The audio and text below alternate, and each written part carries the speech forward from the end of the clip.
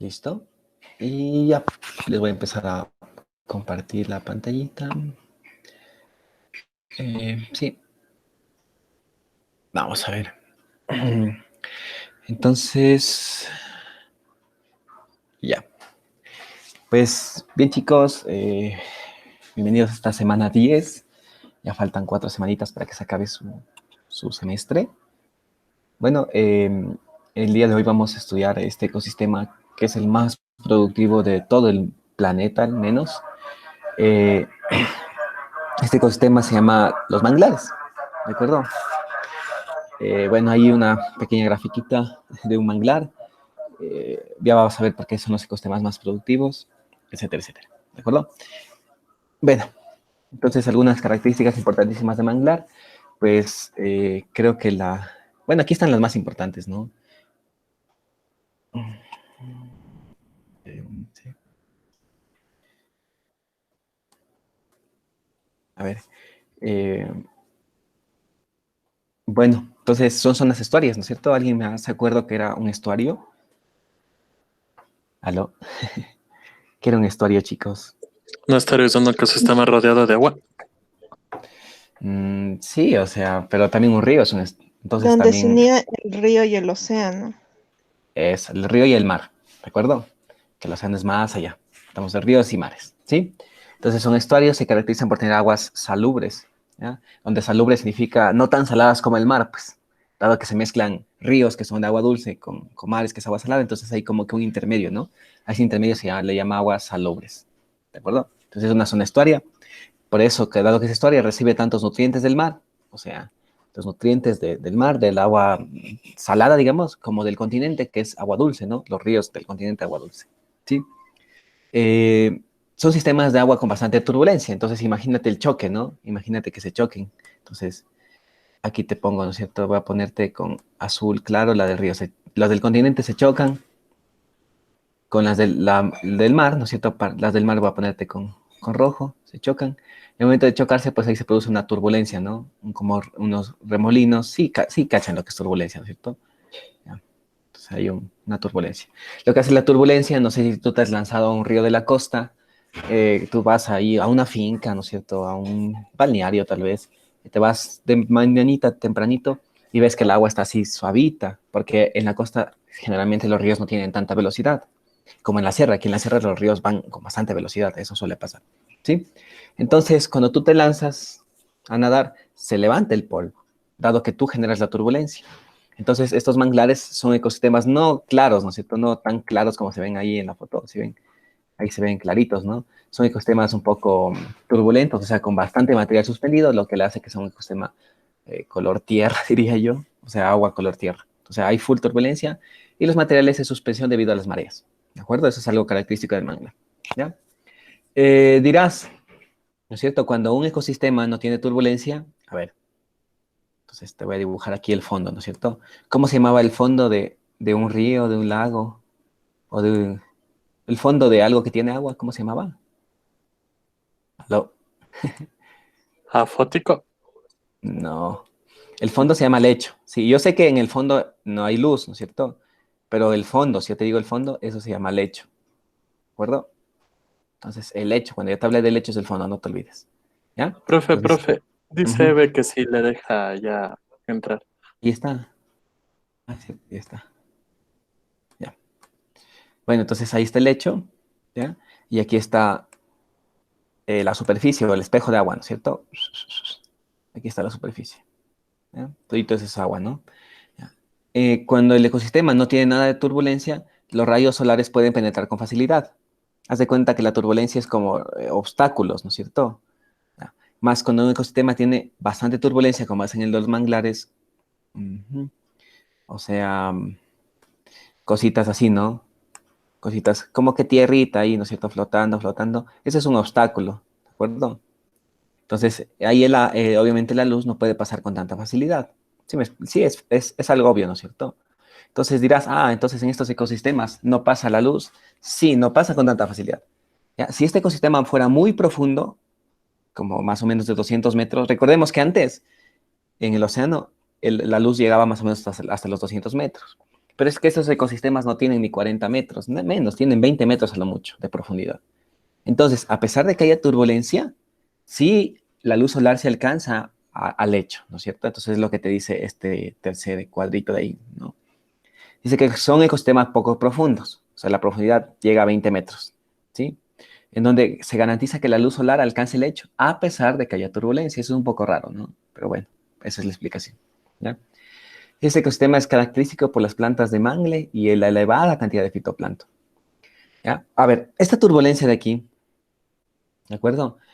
Eh, por ejemplo, cada uno tiene sus gustos, ¿no?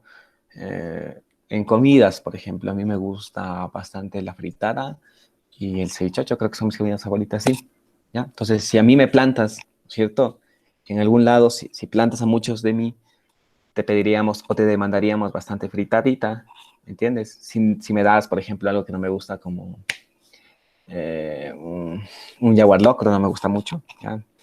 Entonces yo te como, pues ya, si no hay nada que comer, yo te como, pero te lo demuestro haciendo caras, ¿no es cierto? O sea, te lo como de mal gusto, ¿entiendes? Asimismo, las plantas, todas las plantas tienen su comida favorita, ¿ya? Ahora, no te olvides, la comida favorita de las plantas son estas. N, P y K, ¿de acuerdo? NPK, ¿ya? Entonces, N de nitrógeno, P de qué creen que sea. Potasio. Fósforo. No, fósforo, muy bien. Fósforo, P en la tabla periódica significa fósforo y K significa potasio, ¿sí? Entonces, a las plantas les gustan nitrógeno, fósforo y potasio. Si tú le das esos a las plantas te crecen bien, súper bien y súper altas y súper gruesitas y dan frutos voluminosos. Si falta nitrógeno, fósforo y potasio, pues obviamente las plantas se estresan y demuestran su malestar. O sea, te ponen la mala cara, que se secan, se marchitan, dan unos frutos chiquitos o los frutos no se amarillentan, ¿no es cierto? Como aquí en la sierra, donde no hay cantidad de potasio, por ejemplo, y los frutos no, o sea, no sé si has probado aquí, sí se dan unas mandarinas en la sierra, pero son agrias, ¿no es cierto? Son feísimas, ¿ya? Porque pues no tiene tanta concentración de estos nutrientes, ¿no? Entonces, en estos ecosistemas, la turbulencia, ¿te acuerdas de esta turbulencia? Este sedimento es riquísimo, esos detritos, es riquísimo en nitrógeno, fósforo y potasio. Por eso las mangles son full voluminosos, ¿ya? ¿Y qué bota más fotosíntesis, ¿no es cierto? Una hoja chiquita y desnutrida, ¿no es cierto? ¿Te das cuenta que un niño desnutrido? O una hoja que tiene bastante nitrógeno, fósforo y potasio y crece bastante. Entonces, esta hoja, como tiene mayor área foliar, tiene más área para hacer la fotosíntesis. Haz de cuenta que es como una batería. Esta es una batería chiquita y esta es una batería grande. ¿De acuerdo? Entonces, en el mangle se da esto de acá, se da esto de aquí, este escenario de acá, donde hay más área foliar, entonces por consecuencia más fotosíntesis. Y eso da una mayor productividad. ¿De acuerdo? Igual, se ha demostrado que el fitoplancton de los manglares es 50% más grande que el fitoplancton del océano. ¿De acuerdo? Porque el fitoplancton del océano no es marrón, ¿no es cierto? No es de un color marrón, no tiene turbulencia. Porque allá, obviamente, el lecho del océano está a 10 kilómetros. Entonces es imposible que con las olas y mareas el lecho se levante tan arriba, ¿no es cierto? El material suspendido se levante tan arriba. Mientras con algo de a veces 1 metro, 2 metros de profundidad, con un viento, una marea, pues pum, ese sedimento que es rico en nutrientes, estos de acá, se levanta y pues ayuda a mejorar las algas. Estamos, de hecho, el océano, entonces dirás, entonces, profe, ¿el océano de dónde obtiene esto? De los desiertos. ¿Ya es qué? ¿Cómo es eso? Sí, de los desiertos. No sé si han visto las tormentas de arena. Las tormentas de arena tienen bastante nitrógeno, fósforo y potasio, y que con los vientos globales, las tormentas de arena van hacia el océano. Por eso es que los desiertos son muy importantes para la vida oceánica también. Tú pensabas que los desiertos no sirven para nada, pero mentira. Sin desiertos no hubiera vida en el océano tampoco. Porque ¿de dónde entonces las fitoplancton se saca esto de acá, ¿no es cierto?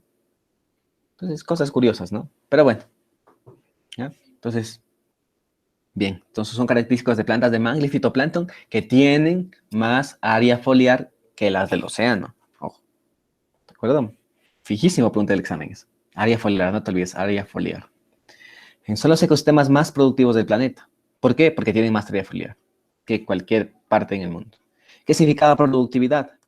Productividad es la capacidad de producir oxígeno, ¿no es cierto? ¿Y quién produce oxígeno? Las plantas, pero más que las plantas, ¿quién produce? El fitoplancton, ¿no es cierto?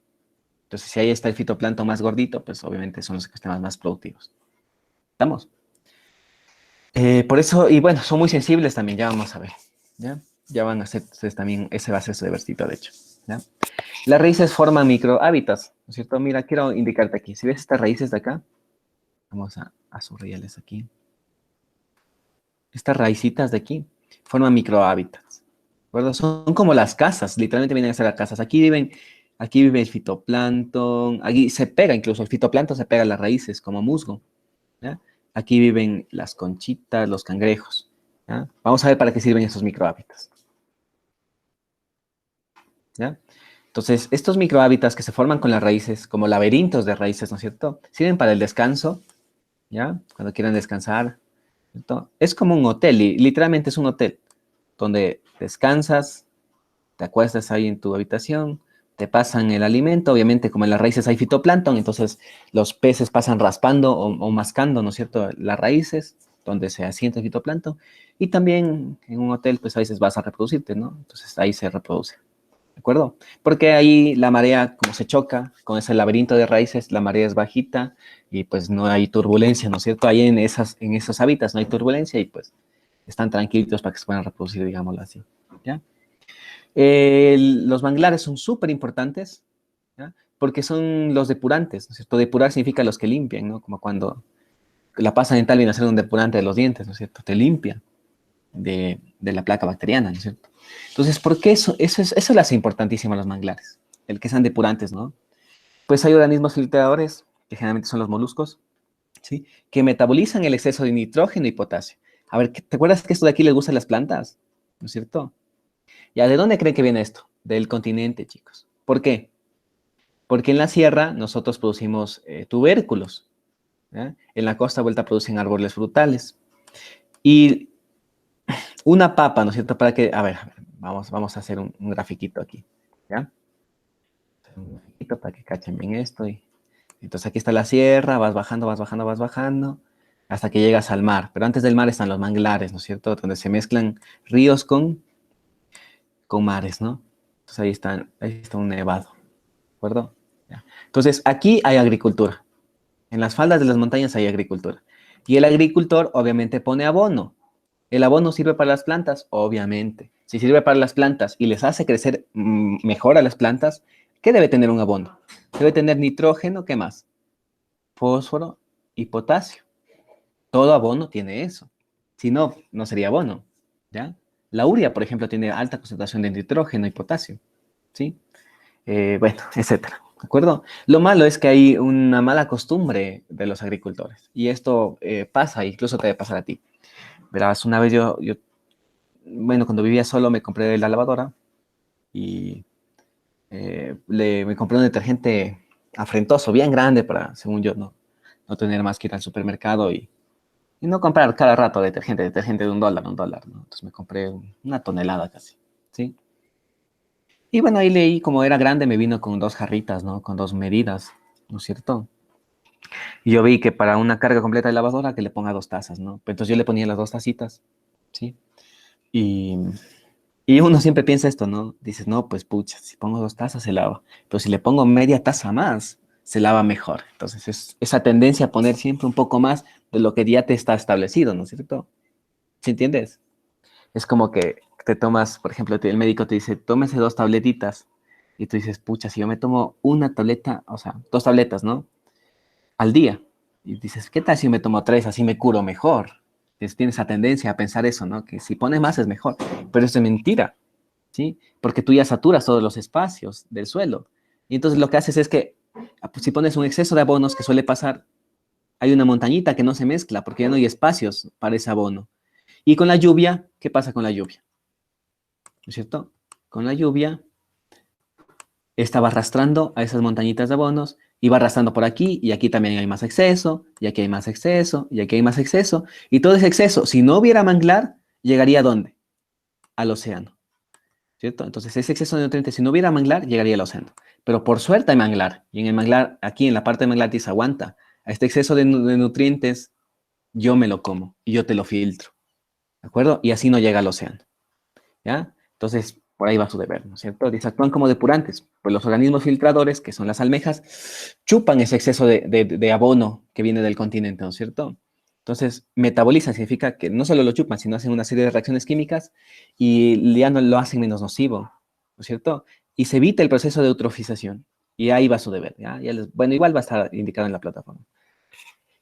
Tal vez sea nueva esta palabra, pero esta palabra es muy importante, ¿sí? La eutrofización tiene que usted manejarlo, ¿no es cierto? Sobre todo en ecosistemas acuáticos. ¿Cómo va a ser un turista que no sepa qué es la eutrofización? ¿Ya? Entonces, por eso, usted me va a hacer un ensayito, y no más de 4 páginas, ¿ya? Les recomiendo que vean videos en Google Scholar, utilicen Scopus, SciHub, esas herramientas importantes, Google Scholar, bueno, no sé las que ustedes, pero no vas a ocupar Wikipedia o el Rincón del Vago, ¿no? Ya eres grandecito, ¿sí? Quiero ver una buena bibliografía donde me digas qué es la eutrofización, cuáles son las causas y sobre todo cómo podemos evitar la eutrofización, ¿ya? Entonces, ¿qué es? ¿Cuáles son las causas? Ya les digo que unas causas son el abono, pero hay más, ¿sí? ¿Y qué podemos hacer para evitar esto? ¿No? Solo esas 3 cositas, ¿ya? Pero bueno, entonces, si no hubiera manglares, entonces, ¿qué sí hay? Eutrofización de océanos, ¿de acuerdo? Alguna vez un alumno me preguntó en la anterior clase, creo que era que, ¿recuerdan que les dije que un problema era la acidificación del océano? Y un man me dijo, ¿y qué pasó con esas aguas grises que llegan al océano? ¿Ya? Esas aguas grises también eutrofizan, ¿no? Por ahí va. Eso también es un antecedente, es lo que causa. No solo los abonos, sino también nuestros desechos como orina y el excremento también, pues obviamente. ¿Ya? Bueno, entonces en este manglar, como es un sistema salubre, que era salubre que no es tan salado como el océano, ¿no? Pero tampoco es tan dulce como las aguas continentales, ¿ya? Entonces se dieron unas adaptaciones para que las plantas continentales puedan vivir allí. Bien, entonces, mira, esta es una hojita, si ves, obviamente esto es una hojita, y esto de aquí, esto blanco que parece caspa, ¿qué les parece eso de ahí? ¿Qué tiene pinta? Como de sal. Muy bien, son Como cristalitos de sal, ajá, son cristalitos de sal. La hoja, en ecología han de haber visto, dicen, profe, no aprendí nada en ecología, mentira, se han de haber aprendido, perdón. Entonces la hojita tiene unas poros, ¿no es cierto? ¿Esos poros cómo se llaman? De las hojitas. Por donde respira la hoja, por donde suda la hoja. Se llaman esporas, ¿no es cierto? Ya. Ay, se me hace difícil no escribir sin mi pizarrita, pero bueno, ya. Las esporas. ¿De acuerdo? Entonces, por esas esporas obviamente sale el agua, ¿no? Pero lo que pasa aquí es que en el manglar, las, las plantas de mangle tienen las esporas más grandes. ¿Por qué? Porque si tú comparas una molécula de agua, ¿cierto? Una molécula de agua con una molécula de sal, la molécula de sal que generalmente tiene una forma cristalina o de dado, parece un dado literalmente, las moléculas de sal, con una gotita de agua que es así, ¿no? Una esferita. La molécula de agua es mucho más chiquita que el cristal. Entonces, con las esporas, si en un ecosistema no existe sal o mucha sal, entonces necesitamos esporas chiquitas para que nomás salga el agua. Pero si hay un exceso de sal, las esporas son mucho más grandes, que también permite el paso de agua, pero también permite el paso de los cristales de sal, como tú ves. ¿Sí ves? Entonces eso es una adaptación del manglar. Entonces, bueno, aquí te dice, no vamos a leer, dice agua salubre, o sea, que no tiene tanta sal como la marina, ¿no? Pero para las plantas, aún así esa agua salubre tiene una alta concentración de sal, ¿no? Entonces, ¿cuál es el mecanismo que ellas han adoptado? Es hacer las esporas más grandes, ¿sí? Que permitan sudar el NaCl, el cloruro de sodio o la sal, ¿no es cierto? Esta es la sal, cuando tú ves cloruro de sodio y la sal, para que luego se cristalice, ¿de acuerdo? Entonces luego el viento se la lleva, entonces el viento se lleva estos cristales, ¿sí? Otra adaptación muy interesante es que las semillas germinan en el aire. ¿Qué? ¿Qué es esto? ¿Sí saben qué es germinar? ¿Aló? Cuando la planta brota. Eso, brota sus primeras raicitas, ¿no es cierto? No sé, tú sí has de haber hecho ese experimento en la escuelita, que con tu grano de maíz, ¿no es cierto? Tu granito de maíz, le pones en algodón y con agüita, unos 4 días, se activa la gerbilina, que es la hormona de la germinación, y te sale una huevadita así, ¿no es cierto? Como un tallito ahí abajo, ¿no? Eso ya es germinar. Pero toda planta germina debajo del suelo. Entonces ahí está el suelo, ¿no es cierto? Ahí está el suelo, aquí está la semilla, ¿no es cierto? Y ahí empieza a germinar. Pero eso no pasa en el manglar. En el manglar se germina en el aire. O sea, no necesita suelo. La semilla está ahí, si ven, estos brotecitos que le sale, estas raicitas que le sale. Es increíble, ¿no?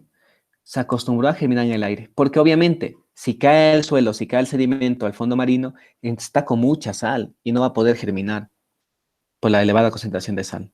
Entonces, ante eso dicen, no, pues yo no voy a germinar en el fondo marino, yo voy a germinar en el aire, donde no hay sal. Y estas es así, ¿no? Por ejemplo, aquí las semillas, ahí está una semilla sin germinar. Ah, aquí te pongo, aquí te voy a poner, aquí va a estar el manglar, o sea, el agua del manglar. ¿Ya? Entonces aquí están literalmente en el aire y les brota sus raíces, ¿de acuerdo? Les brota sus raíces y crecen sus raíces, o sea, el manglar crece así, en el aire crece. Y luego, cuando ya está grueso, se ancla, literalmente se ancla al lecho de manglar, donde el lecho del fondo del manglar. Pero ya eso es cuando ya esté grande, cuando ya tiene suficiente fuerza para agarrarse de allí. Eso solo pasa en el manglar. Ninguna otra planta germina en el aire. Todas germinan bajo el suelo, ¿no? Generalmente. ¿Ya? Y dice, sueltan sus raíces aun cuando están en la planta madre. Obviamente, la planta madre es de donde vienen las raíces, ¿no? Bueno, en las raíces debe haber un intercambio de gases, chicos, sobre todo de oxígeno, porque las plantas son aerobias. Si son aerobias, requieren oxígeno, ¿no es cierto?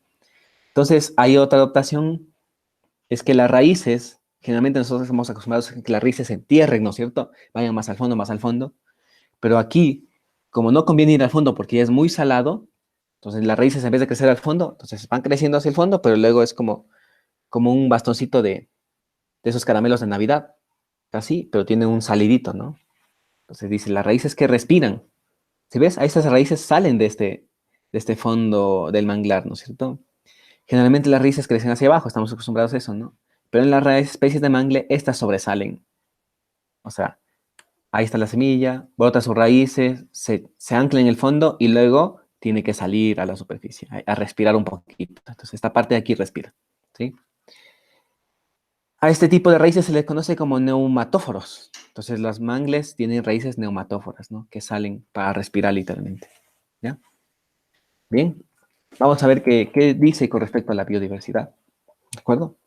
Bueno, puse las especies endémicas, de hecho, las que viven allí, ¿sí? Básicamente son el cangrejo rojo, azul y la concha prieta. Hay más, ¿no?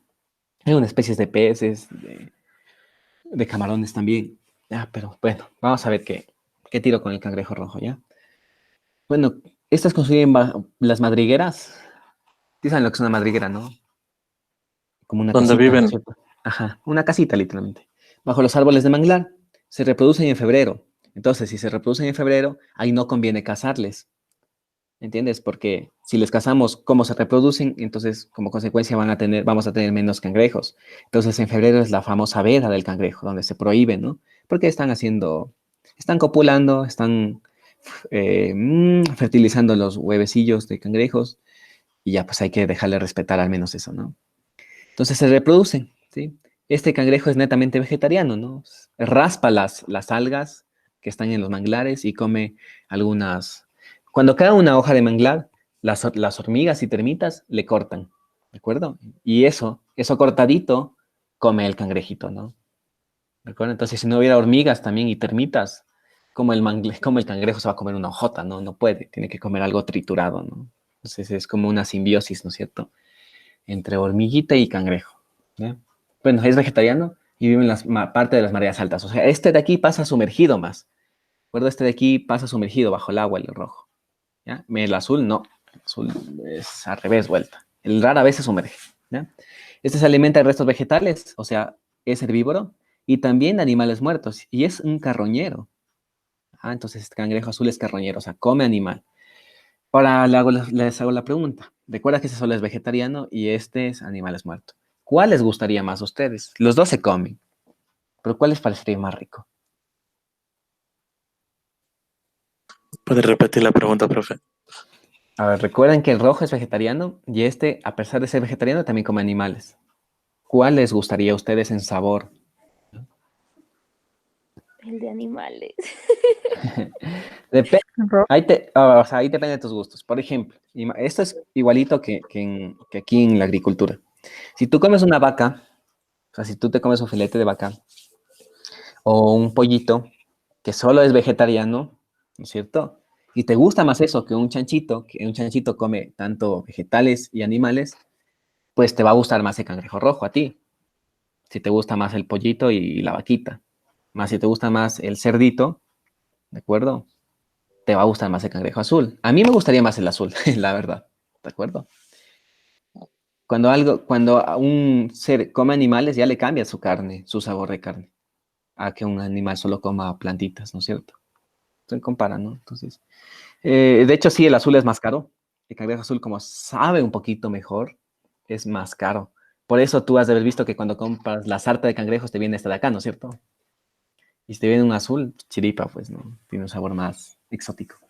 Pero bueno, no, es que eso depende de tus gustos también, ¿no? Ya. Y pues obviamente la concha prieta, que son estas conchitas, sí han de haber comido una concha, ceviche de concha, una concha asada, es buenísimo, ¿ya? Este de aquí es un detritívoro, ¿de acuerdo? Detritívoro. Ah, qué feísimo, no voy a borrar eso, no me sale. Bueno, detritívoro, no te olvides, que come detritos, ¿ya? Ahora sí, ¿qué es el detrito? A ver, vamos a ver. Dice, se entierra en los suelos fangosos, en el lecho del manglar, en el lecho, se entierra a 10 centímetros, ¿de acuerdo? Se encuentra cerca de las raíces del mangle rojo. Se alimentan de detritos. ¿Qué son estos detritos? Estos restos de animales muertos y de plantas muertas. ¿Entiendes? Como por ejemplo, un manglar ya llegó a sus 6 años de vida. Ya tiene, está viejo, ya tiene que morir. Entonces se cae, como árbol se cae, ¿no es cierto? ¡Pah! Las termitas empiezan a triturar, triturar, triturar. Los cangrejos se comen lo triturado, pero a veces dejan, ¿no? Y eso triturado se baja, se baja, se baja. Así como animales muertos, ¿no? Por ejemplo, ahí también hay, ¿cómo se llaman estos reptiles? Se me fue, los cocodrilos también hay, cocodrilos y caimanes también hay en manglar, que estos mascan animales, ¿no es cierto? Mascan, por ejemplo, peces o algún animal que se les cruce, tigrillos también hay, por ejemplo. Tigrillo no es la comida, bueno, sí es una comida, pero sí hay una especie de felino que se llama tigrillo, por si acaso, ¿no? También hay ahí. Entonces dejan el resto de animales muertos, esos van al fondo y estos de aquí se chupan eso. Son literalmente carroñeros también. Esos detritos, ¿no? Eso se llama detrito. Cosas muertas, pero con finos pedazos. Y también es herbívoro, también come fitoplancton. Y este es un animal filtrador porque chupa agua literalmente. ¿Sí? Chupa agua. Y también chupa el exceso de nitrógeno y potasio y fósforo para evitar la eutrofización. ¿Cierto? Por eso las conchas son importantísimas en el manglar. ¿No? Las conchas son más importantes que los cangrejos, ¿sí? En términos ecológicos, ¿no? Y depuradores. ¿No? Bueno, hablando de manglar, si hablamos de manglares, tenemos que hablar de los árboles de... Ah, qué cagada. Esperen, esperen. No he corregido. Sí, claro. Ahorita lo corrijo ya. Este no es un pinzón, pues. Este es un manglar negro. Mangle negro. Y este... Aquí.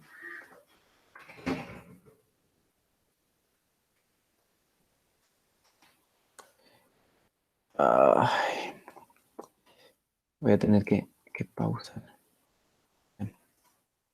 Aquí es el mangle blanco, si no me equivoco. Sí.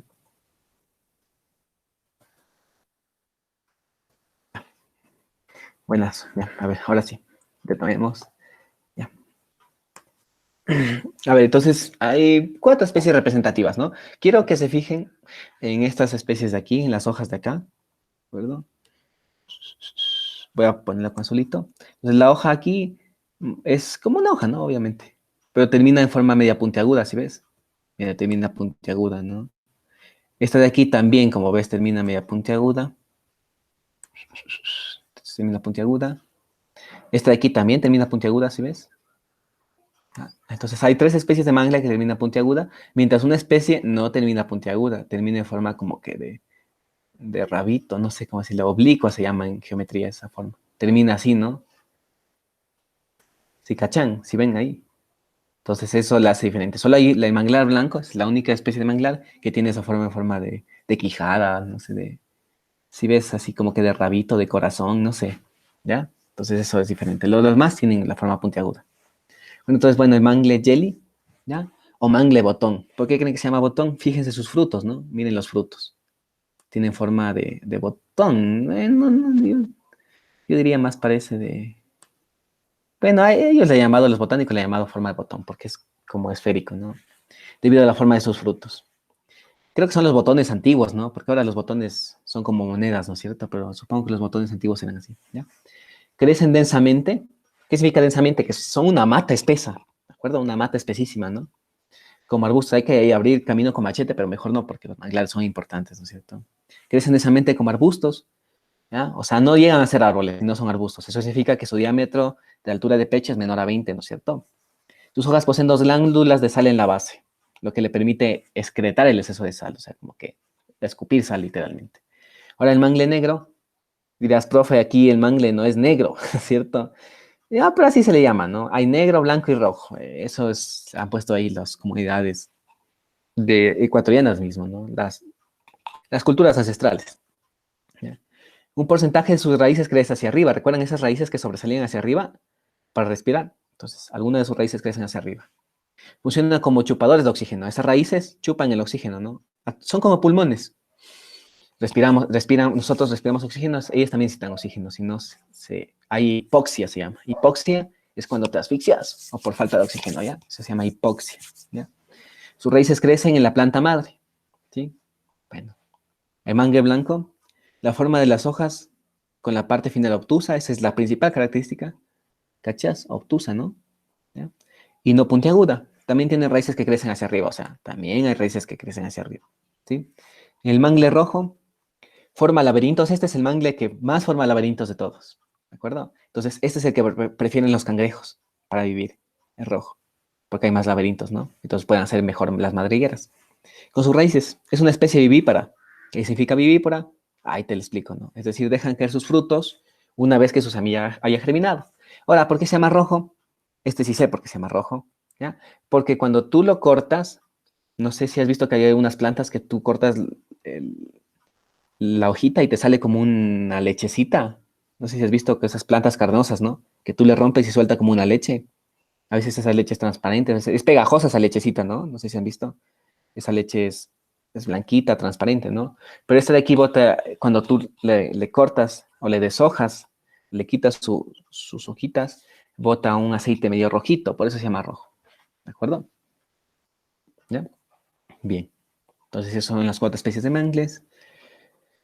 Aquí están las fotos de las clásicas especies que hay. Hay los ostiones, qué ricos que son, ¿sí?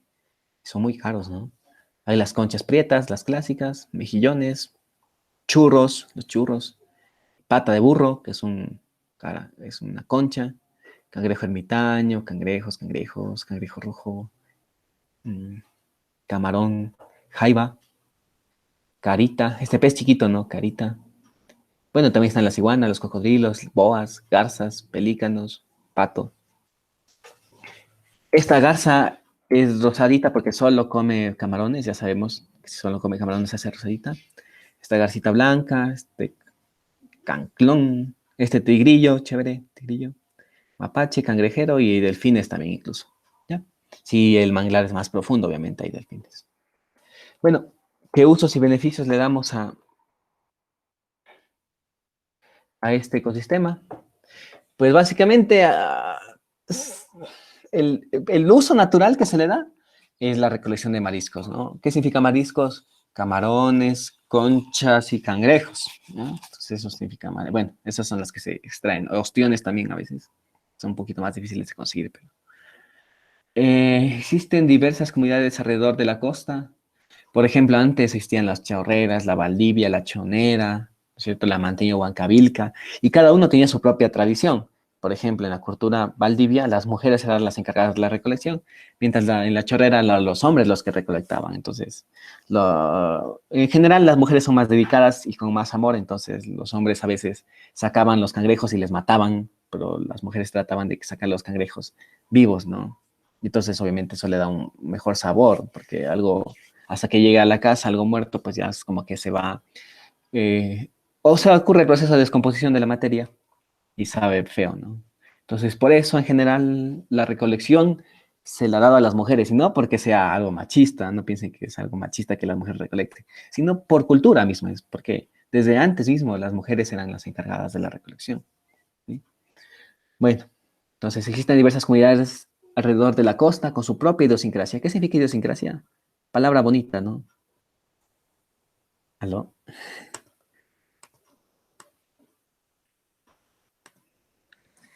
Sería como democracia de los pueblos indígenas. No. Idiosincrasia es tu forma de ver la vida. Por ejemplo, mi idiosincrasia para mí es muy hedonista. Yo la vida la disfruto y la estudio, ¿sí? Por ejemplo, mucha gente me dice, oye, Abraham, ¿por qué tomas todas las semanas? Es que es mi forma de ver la vida. Más otra forma es, por ejemplo, otra idiosincrasia sería ser muy religioso y dedicarse al Señor, ¿no es cierto? Entonces, alguien que no tome, que no vaya a fiestas, que no fume y que vaya todos los días a la iglesia, pero todas las semanas a la iglesia. Ese no sería yo, porque no es mi idiosincrasia, es mi forma de ver la vida, ¿entiendes? Eso significa idiosincrasia. ¿Estamos? Entonces, es una palabra que espero que la tomen, ¿no? Que la tomen en su jerga cotidiana, ¿ya? Costumbres y legados culturales. O sea, por ejemplo, la cultura valdivia tenía su propia idiosincrasia de la vida, sus propias costumbres, ¿no es cierto? Y legados culturales, que otra cultura. Así como los esmeraldeños tienen su propia forma de cocinar los mariscos, que ellos le ponen coco, a, por ejemplo, los de Huaquillas, que ellos tienen una idiosincrasia que le ponen más picante a su gastronomía. ¿Me hago entender? ¿Sí? Porque están cerca de Perú. Ujú. Claro, y es que también están cerca del Perú. En el Perú es muy común el ají peruano, ¿no? Ya. Costumbres y legados culturales que le imprimen un sello único a la vida cotidiana. Eso es lo bonito de la idiosincrasia, que le dan un sello a la vida cotidiana. Y es bonito que haya diferentes idiosincrasias, porque si todos pensáramos de la misma manera, fuera un mundo aburrido, un mundo de robots, ¿no es cierto? ¿De acuerdo? Y su relación con el manglar. Las actividades de recolección de concha reflejan una tradición ancestral de 10.000 años, ¿no? O sea, desde 10.000 años venimos recolectando conchas, cangrejos, en donde las mujeres, o concheras, como se les llama, son las que dominan el arte de la cosecha. Ellos tienen un arte, una vez leí un artículo interesantísimo, pero no lo encontré, la verdad, ¿sí? No lo encontré en el internet ese artículo. Lo leí hace unos 4 años. Quería ponerles porque era interesante. Hacen como unas oraciones, algo así medio raro es, ¿ya? Pero bueno. Y la gastronomía, pues obviamente, ¿no? A pesar de que los ceviches no tengan origen ecuatoriano, no son, piensa que los ceviches son nuestros, no se sabe dónde son. Algunos dicen que son chilenos, peruanos, ecuatorianos, incluso mexicanos.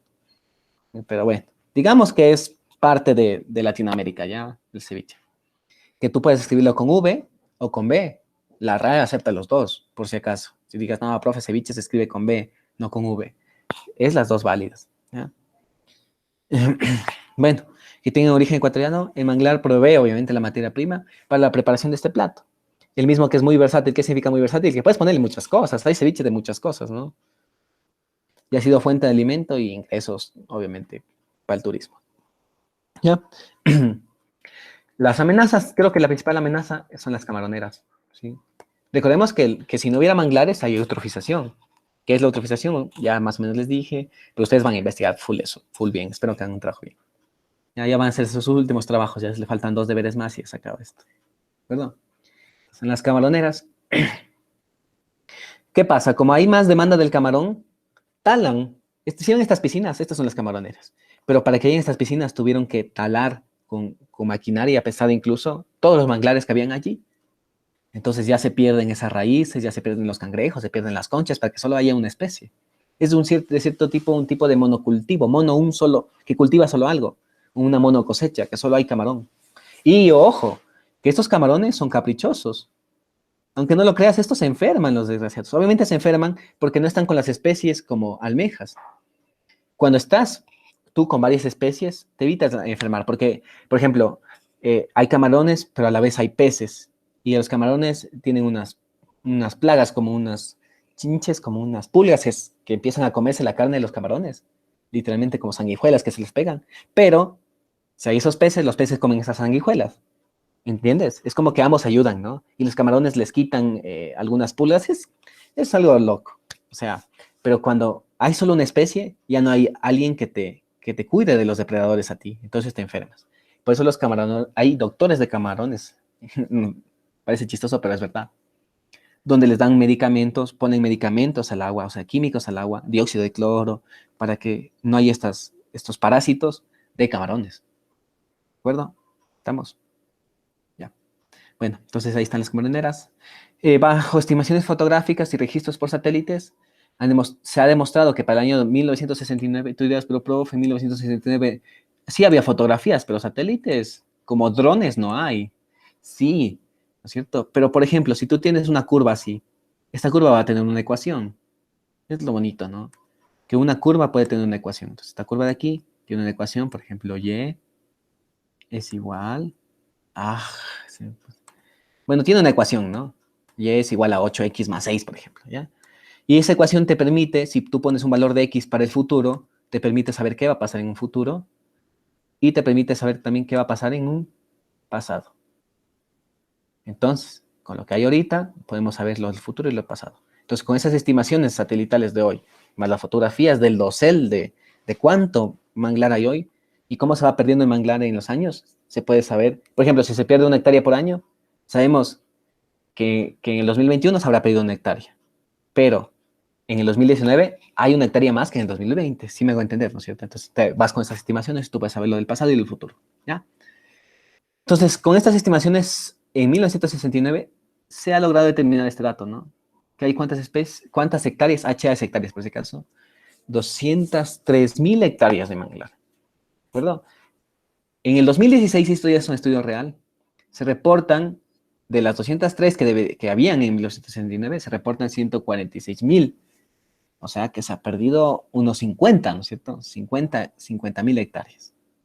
O sea, cada 50 años se pierden 50 hectáreas. Eso puedes deducir, ¿no es cierto? Más o menos. Se ha perdido el 28% del total. 50 hectáreas es el 28% de todo este total, ¿no es cierto? Los estuarios más afectados son los ríos Cojimis. O sea, importante esto, ¿no? Los manglares o estuarios que más afectan son las que están en los ríos, cuando se mezcla el río Cojimí con el mar, obviamente, y el río Chone, cuando se mezcla el río Chone con el mar, donde se ha destruido el 80% de los manglares, o sea, 80% para camaroneras y 20% para manglares naturales. Eso está muy mal. Entonces, ¿dónde hay más eutrofización? En Cojimíes y en Chone, porque ahí se ha destruido más manglares, ¿no? Y tú puedes ver, ¿no? Aquí están los datos de la vida real, no es que me he inventado, los puedes analizar. Alguna pregunta de esto va a haber, ¿no? Ya saben, facilita, como sabe ser, ¿sí? Y aquí está, pues, obviamente, unas camaroneras, ¿no? Que son piscinas de agua. Pero no solo este es el problema de que haya menos, o sea, de que haya más camaroneras y menos manglares. El otro problema es que las aguas que van de aquí al océano, estas aguas tienen una elevada concentración de medicamentos y químicos tóxicos que han utilizado los camarones, las medicinas de ellos, que van directamente a los océanos y donde matan al zooplancton allá. Porque los parásitos de los camarones es el zooplancton. Entonces matan al zooplancton del océano. ¿Entiendes? Es grave también eso de allí. ¿Ya? Y pues, chicos, las especies en peligro de extinción, en peligro ya de extinción de los manglares, son estas de aquí. ¿De acuerdo? Tú pensabas yo pensaba que yo dije, bueno, si voy a ver en la lista de las especies de peligros de manglar, voy a encontrarme con un tipo de cangrejo. No. Aún buena hora que aún los cangrejos no estén en extinción, de cierta manera, porque se ha respetado la veda, ¿no? Pero hay esta especie de pajarillo negro, que se llama chanclón, porque parece chancleta, color negro, ¿no? Es un ave que por su apariencia y tamaño se parece a un pavo, y lo más llamativo es que tiene un cuerno alargado y amarillo, bueno, ahí no se ve, pero se ha de tener, ¿no? Yo tampoco lo he visto. Que presenta en su frente un canto. ¿Qué significa un canto? Como que un pelito, ¿no? Un churito ahí. Ese es el canto. ¿Ya? Muy fuerte, que se escucha a varios kilómetros. Ya entonces de aquí le sale el sonido también. El sonido es como que rebota ahí, es como algo cóncavo acústico, ¿no? Como Un parlante. como un parlantito ahí, ¿no es cierto? Bueno, se desconoce el estado de su población, o sea, es tan raro encontrar un chanclón que no sabemos si estará extinto, si aún vive, ¿cierto? Bueno, el cocodrilo también, ¿de acuerdo? Que esto más parece un caimán. Habría que ver bien la trompa para ver si es cocodrilo o caimán, pero no se ve bien la trompa ahí, ¿no? Pero bueno, cocodrilo, supongo que, como saqué de una revista científica, supongo que sí es un cocodrilo, ¿no? Ahora se hubiera sacado del extra del comercio, ahí sí se hubieran equivocado, pero bueno. La destrucción de sus hábitats, la contaminación de lagunas y ríos y la cacería furtiva, antes, ¿no? No sé si han oído esa marca Lacoste, literalmente la marca Lacoste francesa, venía a Latinoamérica y cazaba a los cocodrilos de acá para hacer sus cosas de cuero con cocodrilo, ¿no? Pero hoy en día, pues es prohibido, ¿sí? Lo han puesto en peligro extremo de extinción en muchos lugares. Ahora es una especie protegida, ya no hay, o sea, de hecho, si hay cuero de cocodrilo, pues deberían avisar para poner una demandita a esa empresa, ¿no? Pero bueno. La concha también, bueno, sí, recordemos que la concha, de todo el ecosistema manglar, la concha es el más importante porque filtra y evita el proceso de eutrofización. Entonces, cada año hay menos, ¿no? No se respetan las vedas establecidas, pese a que han sido creadas con la finalidad de dar cierto tiempo a las especies para recuperarse, ¿no? Para reproducirse sobre todo, y evitar la reducción de las poblaciones. Este es el caso de la conchita, cada año hay menos. Y los recolectores lo saben, ¿no? Se van a quedar sin empleo, pero ellos siguen sacando indiscriminadamente. Eso es algo muy malo, porque si tu hija va a ser conchera, tú le dejas sin camello para tu hija si tú estás explotando de más, ¿no? Es un pensamiento a corto plazo. Sí, sacas dinero, si sacas más conchas, obviamente vas a sacar más dinero, pero y tus hijos se quedan a vivir, ¿no es cierto? A menos que no tengas hijos, pues ahí sí, aprovecha tú. Pero bueno, eso ha sido todo, chicos. Entonces ya les voy a mandar el deber, ¿de acuerdo? Entonces, hemos visto bastantes cosas, ¿no? Ujú. Espero que sea una materia que les guste, que no les parezca tan fea, ¿no? Estar aquí. Y ahí nos vemos otra semanita. Gracias, profe. Ya, pues.